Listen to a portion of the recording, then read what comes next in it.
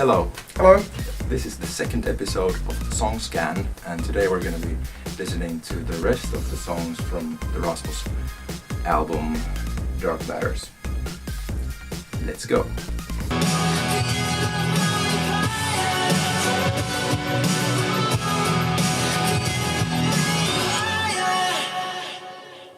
Alright. The end of my empire. Yeah.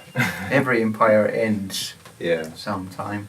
So this was the first new song after the singles. Yeah.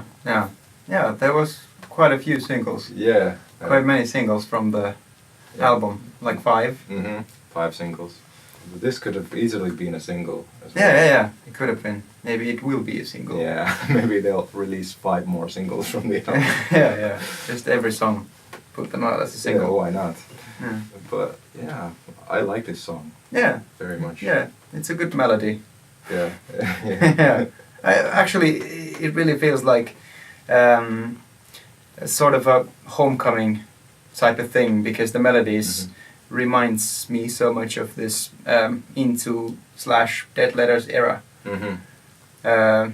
Except for this dubstep type of part. Because dubstep wasn't invented then. Yeah.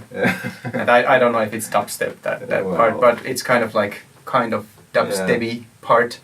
And first I didn't like that part. Like I was like, when that part comes in the first time, I'm thinking like, oh my god, this is gonna be a song like that. So I don't want to listen to a song like that. But it's actually really good, because it really draws your attention. So it becomes a less traditional, the Rasmus song in that way. And that part doesn't last very long. It just catches your attention, and then comes a really good chorus after that. Yeah, exactly. And a hook after that, like Yeah, and it's a fantastic contrast before the chorus to have a very rhythmic part before and a very like a hip hop vibe before the rock chorus. Which I like the contrast. At first I didn't like the dubstep part either. It was my first reaction. I was like, come on, don't do this. But then but then I have started to like it. Yeah.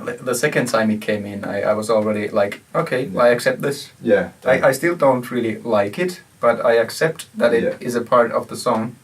Yeah. Such as it is. Yeah. Well, I think that it could be a bit more inventive in a way. It's a very basic kind of rhythm. Yeah, it's like something from a sample pack, like a dubstep sample pack. Let's just put this here, and then I'm sure it's not, but it kind of sounds like that, and it's enough for the song. It's not supposed to be a dubstep part that is too good, because then it would like undermine the chorus and the rest of the song. It's supposed to be like you know, sometimes you really have to write a really bad middle 8 for the song, for the final chorus to feel better. Right. So here the bridge is like that. The thing that comes before the chorus. Yeah. In America they call the bridge and the middle 8 something different than we call it. I don't get it. Okay.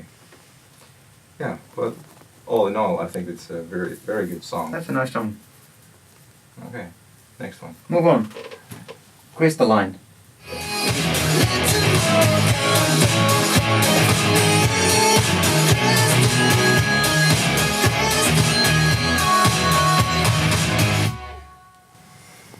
Cool. Yeah. This is definitely one of my favorite tracks on the album. Yeah.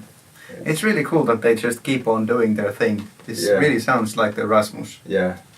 And they're not always very original, but this is really like, this is their original thing. Like nobody else could write a song like that, or an arrangement like that to a song.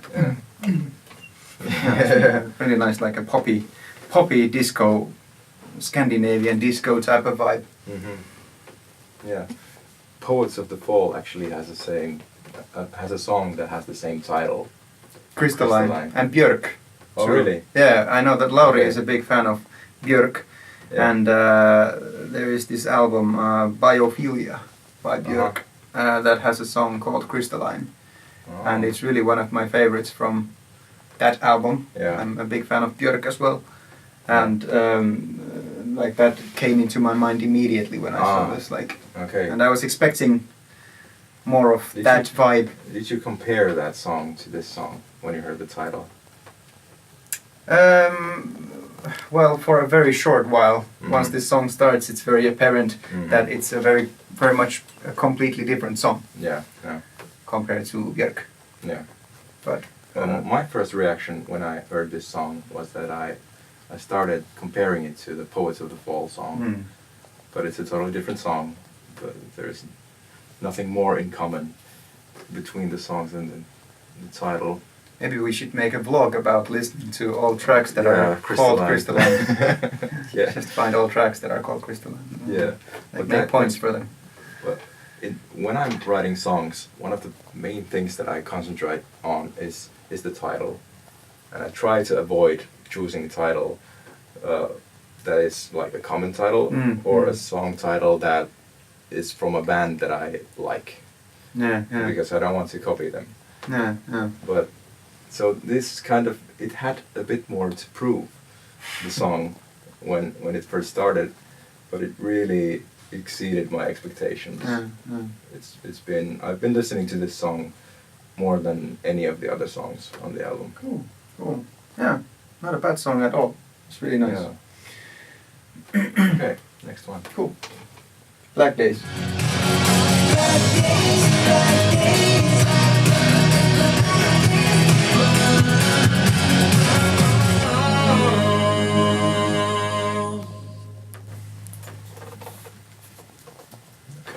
Dark matters and black days and something in the dark. And yeah, so such dark-minded music. Yeah. But very like this contemporary type of hi-hat that's like this like I mostly like the contemporary music like of this day. Yeah. Like this music scene, but like that's something. That's like one thing. Like making hi-hats go like I just don't understand it. Like it doesn't sound good. I don't like it. But I didn't pay any attention to that. Yeah, whenever it happens, it just takes all my attention. Oh, okay. But otherwise, I think that's the sound was really nice. This vinyl distortion type of thing in the verses, really nice. The guitar sound is really nice. Yeah. The chorus is not like my favorite thing. It's just black days, blah, blah, blah, and using sampler to pitch up and down, lower his voice, and you know, the melody should be like really good to do that because that has been done so many times. Like it feels like it doesn't offer anything new. But the verses I liked, the sound of the verses. Yeah, there was a nice feeling to them. I quite like the arrangement of the song. No. There's a good, like the last chorus begins as an instrumental version and then becomes the full chorus later. Yeah. I like that. And at first I didn't really get this song, but this has grown on me, like after repeated listens. Blah blah blah blah blah. Yeah, it's a good hook. That's gonna stick in your head. Blah blah blah blah. Yeah. What song was that? The blah blah blah blah song. Yeah. Okay. Funny at least. Yeah. Delirium.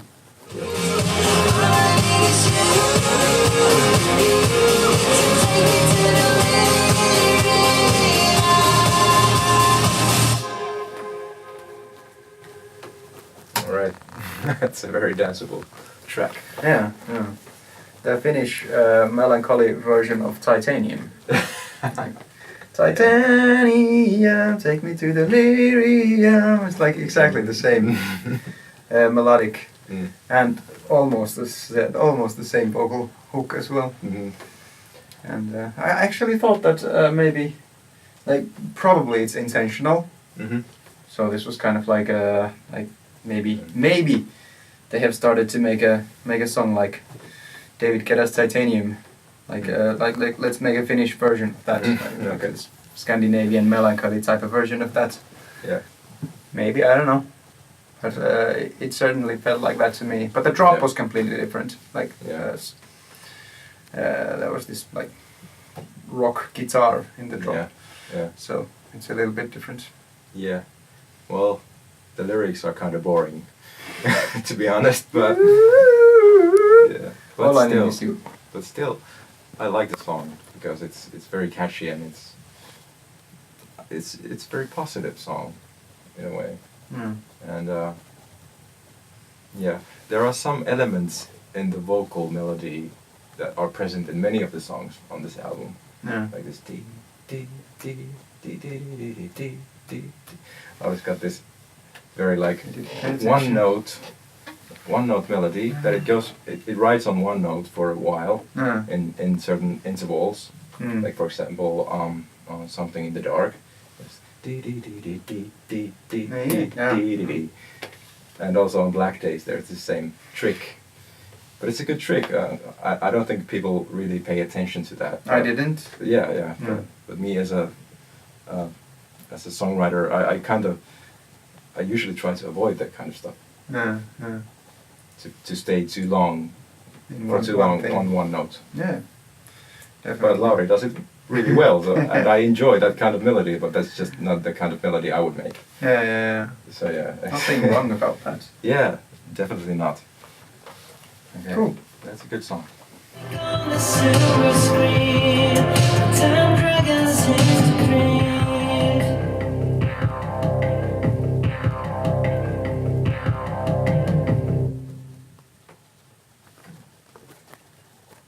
Yeah, that was that song. Yeah, that's a good closing track. It's like slows down the pace. Yeah. Well, yeah, I like these 80s synth 5 Yeah. Pihkassa of the study of like these 80s synths. So as kind of like as a study of those sounds, I like the track, but like musically it's definitely not for me. Like this is completely different, like musically completely different from the rest of the vibe. Yeah. Of the album, and there are like these melodic things combined with the chords that I just like, I just have to cringe. Like it really doesn't work for me. Like I'm sorry to be such a negative guy on this, but like this just doesn't work for me, like musically. And also lyric wise, like this is like really naive. Like I know that you are the hero, even people don't understand it. Like it feels so like really naive to me. Yeah. But yeah. It's a bit like Wonder Man Part 2. Yeah, Wonder Man Part 2 and Man of Steel. They sing like I will become that Man of Steel. But what does it mean, like dragons into dreams? I don't understand the lyric hook. Like maybe you should tell us what it means. What do they mean? And in the comments below. Yeah. But I'm sorry that I just completely disliked the song. But rest of the album, I thought that was much better. I think so too. It's not a bad song, but I think that this kind of vibe is a good kind of closing vibe. Yeah. But the song kind of doesn't cut it. You know, yeah. I guess it's so. a good intention. Yeah, good intention. Exactly. Yeah, that's what I think too. But the sounds, like the study of the 80s sounds, like it sounds really nice, like ear candy. Well, I haven't really gotten into this song. I've listened to it quite a lot, but still, it kind of flows by. Yeah, I guess so. It doesn't flow by for me. No. So you just cringe. Yeah, I just cringed at the melodies and the chords, and I just like simply don't like it. Okay. Don't need to like every song. Yeah. Just need to like some songs. Definitely. That's good enough. Yeah. But all in all, I think this is a fantastic album. Yeah. 9 out of 10. How much would I give it? I wouldn't give a 9. Like 7.5 out of 10. Well, Is that good enough? Yeah. Good. Because some of the tracks are really nice, and the arrangements, and I really like the thing that they are doing their own thing. Yeah. The thing that they are doing their own thing. I said it a couple of times already. Yeah. But really, like points to Rasmus, like a long career, like try to top that. Try to do that yourself. Yeah. It's not that easy. Yeah. And to do an album like this at this point of their career, I think that's a big achievement. Yeah.